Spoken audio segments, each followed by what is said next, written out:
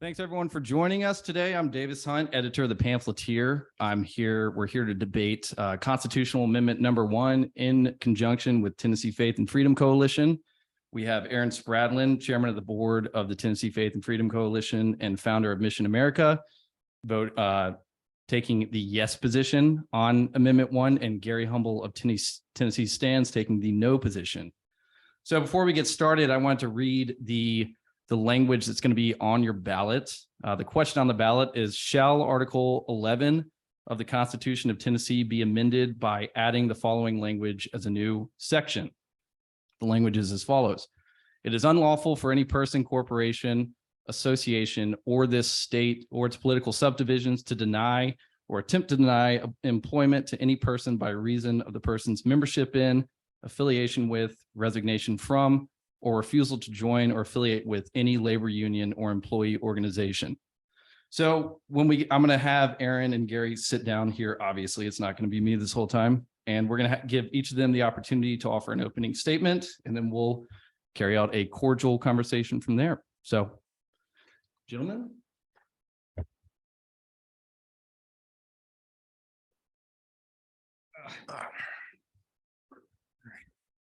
Hi, Aaron. I'm good, buddy. Thank you for coming in to do this. Yeah. Aaron, why don't you start us off? No mind. Sure. My opening is going to be very simple. 75 years of success with this particular law, and the growth and the greatness that Tennessee's become while under that. It's not going to change right now in our current state because we're dominant. However, I think by enshrining it in the Constitution, and God forbid that it happens that we happen to lose our state to the blue, they can't come in and tear this thing apart the way that we've seen in other places. I come from the world of automakers. My father was 36 years in the union and had a great career and had a successful career. But to have the choice, I think, is very important, and we don't want that to change. And I think you and I agree on that a little bit. So really, I'm just here to keep it safe, and that's why I'm voting yes. Yeah. Yeah, I love how you opened. I don't disagree. I've never disagreed that for 75 years, right to work has worked in our state. I don't think it's a good argument to make that our right to work laws have not contributed to our economic success here in Tennessee. However, I'm voting no. Look, I mean, doing what I do and having worked with Tennessee Stands for 2 years now, the one thing I care about the most is our Constitution and our liberties secured in the Constitution. And I'm sure we'll have some great conversation, but the bottom line for me is amending our Constitution is a big deal. And anytime you amend the Constitution, there's got to be a really strong reason why. And you always have to be thinking about the unintended consequences of what you're about to put in that document.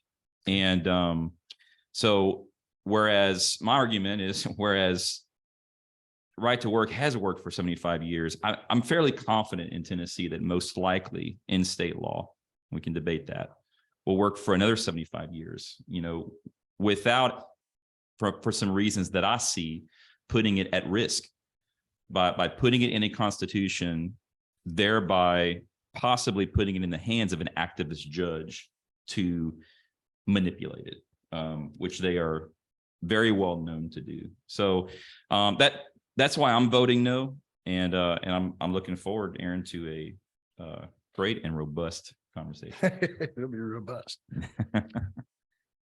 Yeah, Aaron, why don't you elaborate on your view? You said your father was. I feel like this is constructive conversation toward attitudes toward unions in general. Right. So maybe elaborate on.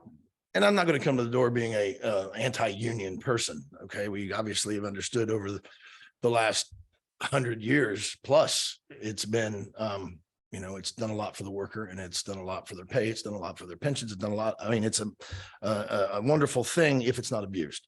All right. I've also been in the industries where I have seen it be abused, and I've seen the way that people are treated that don't do it. and it's different, significantly different, but at least they're making a paycheck, and at least nobody can infringe upon it. Say, for instance, if we use the GM plant right now, okay, you have a union with the with the UAW, and then you have the contractors that work there as well. It's really ugly to see the way that they interact. Then and their success. You go over to Nissan, where there is no union, they make more money, they have better benefits, they have better retirements, everything's great. However, you're never going to see a Nissan unionize. If you did, you would lose all your employees. If this would be forced, you would lose all your employees. And so I know, and we agree that this is great and it'll probably be great for another 75 years. I just think it protects it.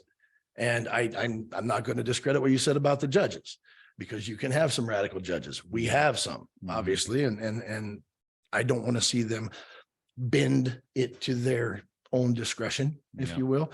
But I'm going to stand with yes, just so it's encapsulated inside that Constitution. Yeah.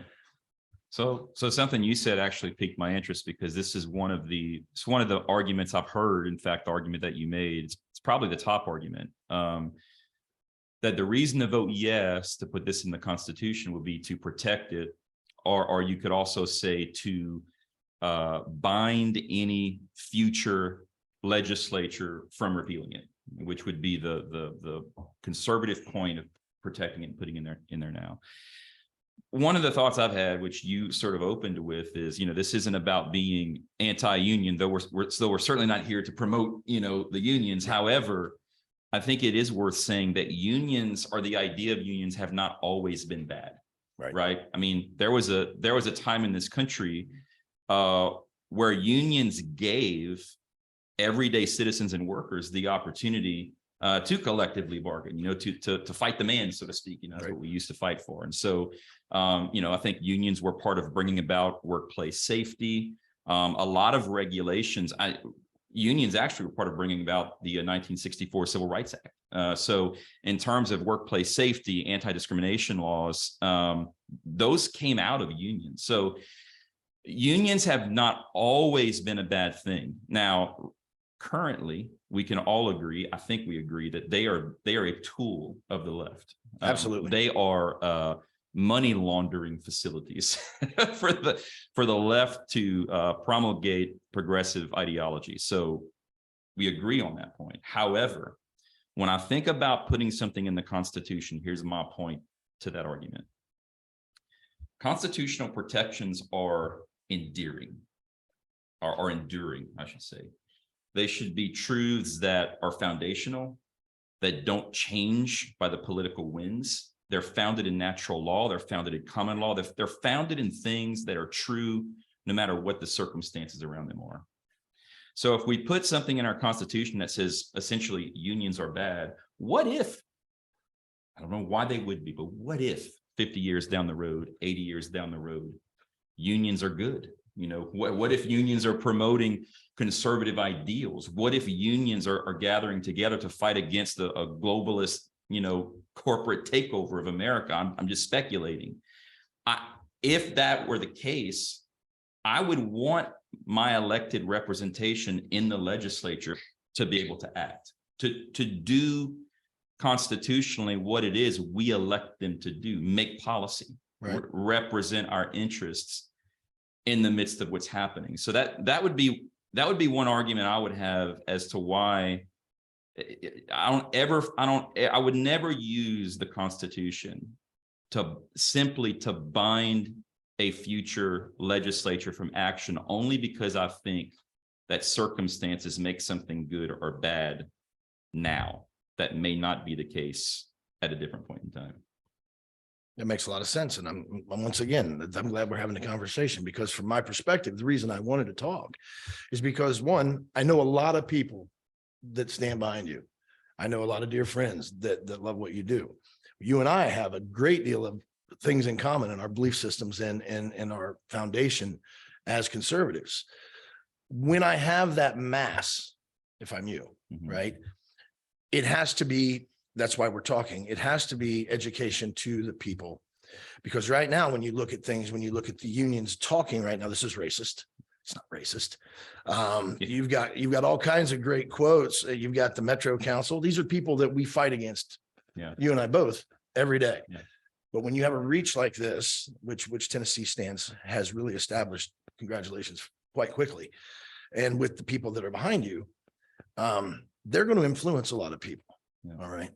I'm never going to say or vote for anything that the left agrees with. It isn't going to happen. It's going to take a great deal of convincing Right. to get me to do it, because we've seen them destroy the country for a long time, very much right now. So I hate to put it this way, but they are kind of like a political enemy, Mhm. and I'm never going to side with the enemy. Mhm. So coming from your perspective as a staunch conservative, that's why I wanted to know why. Yeah. And I want to talk a little bit more about it, because it looks like in the conversations, you're aligning with the left. And that's totally opposite of what you stand for. Yeah. But as it's perceived, that's what it looks like. And I've had some calls since this has come out. Mhm. What's he doing? What's he doing? What's he doing? That's why we're here. Yeah. Because these are people that some places where you even have spoken, have called and said, I don't understand. And so they're watching right now. And I think you're making the good point for it. I'm still voting yes. And a lot of us will, and I believe it'll pass. Yeah. I believe it most likely will pass as Right. well. And but I wanted from your platform, I wanted to understand, because I believe with the platform, the responsibilities there, Yeah. and to come out, and not everybody tunes in when you're on. Yeah. Because I've watched, obviously, you do these videos and talk about all the amendments, but this one I'm like, Mhm. it doesn't make sense to me, because if we align with the union or the left, it kind of defeats and discredits our purpose. Yeah. So that's a valid point. I've gotten that question personally a lot. Gary, help me out here. You're speaking leftist talking points, like how can you possibly be in agreement with the Democrats on this? So clearly my vote no on this amendment is for incredibly different reasons. I mean, they're saying to vote no. Hang on, I'm confused. They're saying to vote no on one because, yeah, like you said, it's racist. What else? They favor the unions. They say that what's the main talking point I've heard? Basically that these people aren't paying their fair share. Right. Unions are going to protect their collective, bargaining. And they should be paying their fair share into the unions. So it's clear that that's what the unions and the Democrats want. That's what they want. They want to make sure that everybody is paying into the unions. Well, why? Right. So that they can fund their operations. So no, I get that. My point is, again, like we stated earlier, I'm in favor of our right to work laws. I'm not in favor of putting it in the Constitution for some reasons we talked about. I'll throw out another one if you don't mind. One issue I have with what's going into the Constitution is the term employee organization, right? So it says that, you can't, it's unlawful, whatever, to condition someone's job on whether or not they're part of an association, or refusal to join, or acceptance to join, whatever, a labor union and an employee organization. It's important to note, now I went back this morning just to make sure I was right. There is nowhere in Tennessee law, number one, nowhere in the law where our law defines what an employee organization is per how it's used in the right to work law. Step one. Step two, the constitutional amendment doesn't define it. You typically wouldn't expect it to. And point three is that out of 27 right to work states, 9 of those states have right to work in their constitutions. Okay, the rest state statute like we do. In those 9 constitutions, again, they use the terms labor unions and labor organizations. Our constitution would be the first that in a state constitution uses the language in employee organization, which takes me to my concern in the court. So imagine, now people are going to say, well, Gary, that's outlandish. This is crazy. It's 2022, y'all. I mean, really? Is this really outlandish to think an employer gets ready to fire a group of employees? This group of employees now forms an employee organization on some basis of things they like to do together or agree upon, or whatever the basis is, because it's not based on labor. It's based on an employee. And they sue that employer, and the judge defends the employees, restricts the employer from firing for whatever reason he was going to fire, because on the basis that they formed an employee organization. So I've actually talked to a couple of state legislators about this, and their response was, you know what, maybe we should run an amendment this year to define employee organization in Title 50. I thought you should, be a great idea, because my fear is by putting new language in a constitution that's not defined in our state law and has not been adjudicated or found in any other state constitution, that's literally opening Pandora's box for any judge in a lawsuit to do something brand new in law through our Constitution. I have a great deal of concern about that. You might have to repeat the question, but were the language different, were it to match other state constitutions, would your vote change? I don't know if my vote would change, but on that point, if our law said labor unions and labor organizations like every other state constitution, I would relinquish this point, because a judge then would have to look at precedent and say, okay, well, this, but right now it's carte blanche. Well, I get to define, employee organization or whatever that might mean. So that might sound small, but understand that we got Obergefell v. Hodges, and we got Roe v. Wade, and we got a multitude of other court decisions, literally by courts redefining the word liberty. Okay, so it's what activist courts do. That's a concern I have.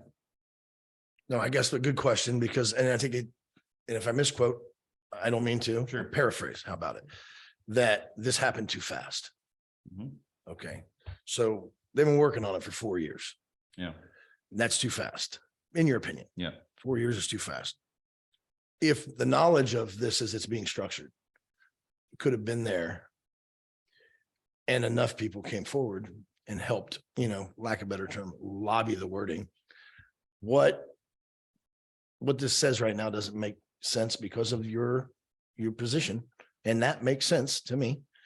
Can we get this to say it the way it needs to say it, as far as working with legislators to get there? And you said you'd spoken to some, and they see the error. Yeah. The day before election, too late. That's the day before election is a hard place to fix anything. So I have to say that is a very good, valid point. And it does open it up. And like you said, as slim as it can be, I also have seen how crooked and biased judges can be, depending on whatever party they're from. And so you've piqued my interest in just that piece of it, which is another reason for the conversation. Yeah. And I acknowledge, does that mean that it's going to happen? Does that mean that a court, is going to take it out? No, doesn't. That could be a completely moot point. My problem is, if we're amending our Constitution and it's not changing anything, I vote no, because if it ain't broke, don't fix it, because I don't want to give the opportunity, right, for something to go awry. It's proven to work in state law for 75 years. So, I think by and large, on most points, we agree in terms of, wanting to protect right to work. The question we should all be asking is, how do we most effectively do that? Right. And the question I'm asking people to ask themselves is it by putting it in the Constitution? Yeah. I got one kind of related question. So as regards coalition building, let's say, the movement behind, Republican position, as we discussed, is voting yes on one. So is there any merit to, I understand your argument overlooking the language, which is a good point, but is there some merit in building some political momentum by just rallying behind the issue on the ballot? Or do you see this as something that could potentially divide and, prevent momentum at the ballot or something? Does that make sense? It does to me. I do. And then I'll say this, and I'm not going to veer too far off, but right now, and I think you'll agree with me, we already have a divide. I mean, our party's got some problems. And, on a multitude of issues. and we're starting to, we're stronger together. Yeah. I believe, yes, changes could be made. I commend you for having the guts to run. I mean, I know it's a hard thing to do, and especially against an incumbent that's been there a long time. But I think there's a way we can have these conversations, and we can solidify our party. This being one of them, we're allowed to disagree. Thank God, because this is where we live, and that's a blessing. And thank God every day that I'm here. But the division that this could bring, as it may be adding to it, and I think the conversations about the why is a thing that we can use to strengthen. We all come out, we say things, we have very strong stances towards things, and we're not going to waver because it's who we are. But like I said, 99% of the stuff that you believe in, I believe in, and we agree. This is just some of it that I'm a little off, but you're making valid points in your conversation. And I think if more of us did that on our side, we'd become a lot more powerful than we already are. And of course, I'm including where I live, we have a divide, and it's very visible, and we need to fix it. And I think the conversations get it. I think headbutting's not going to get it done. This, I think, is going to add to it a little bit, but maybe we come back and we have this conversation with a group of people over coffee, and we just talk about these things, whether the next thing that comes up that can be so divisive between our side. They're already over there, and they're getting further over there on that left, and they're falling off the cliff. We can help push it as a collective unit. The trick is having the conversations before it's too late. Agreed. It's how do we work on bringing parties to the table to have these important conversations early on, so that when it comes time to fight, we're fighting together, right? And that's unfortunate in a lot of things that I see in terms of I feel like grassroots and conservative folks, in terms of what the party's doing on a whole, is always having to fight after the fact, because these things have been done already and decided by the folks who are going to push it through no matter what. And I'd be remiss if I didn't give this example. One of the main points I want to bring out, because I care a lot. Our organization fights hard for medical freedom. Right. And you're thinking, what in the world does medical freedom have to do with right to work? I brought this up a year ago to one of the organizations that's pushing Yes on One. And, for 2 years, we have fought for legislation that protects workers and the right to make their own medical decisions concerning this god-awful shot. And we agree. And so we've petitioned the legislature to pass a bill that simply would restrict an employer from conditioning someone's employment on whether or not they've gotten shot. Well, interestingly, I will tell you, those bills have died every year, except for the bill we got passed in the special session last year that does do that job. However, what everybody needs to know is that expires on July 1st of 2023. Okay, so it's your protections on the shot in terms of employment is due to expire this coming year. And my pushback was, every leader in the Republican Party was against our bills because they said, I didn't understand conservatism in the free market because we should not regulate an employer's right to mandate whatever they want their employees to do. That was the argument. And if someone doesn't want to take the shot, well, that they have the freedom to quit and go get a job somewhere else. They don't have that. That was, Aaron, I'm telling you, I went home from the Capitol frustrated after every conversation because the talking point was, you don't understand the free market, son. What kind of conservative you want to take business rights away. You're anti-business. You don't want to protect the business owner.